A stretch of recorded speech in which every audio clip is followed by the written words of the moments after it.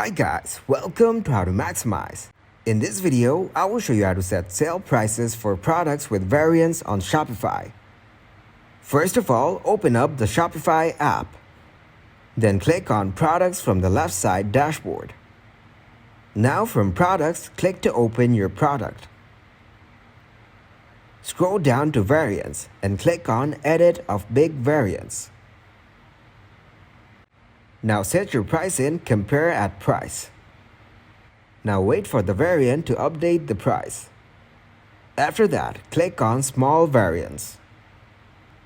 And for example, set the price as $150 and Compare at Price at $350.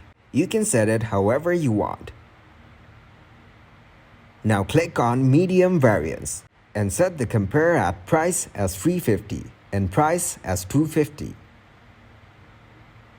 Wait for all the variants to update their prices. Thanks for watching, and please leave a like, subscribe, and share.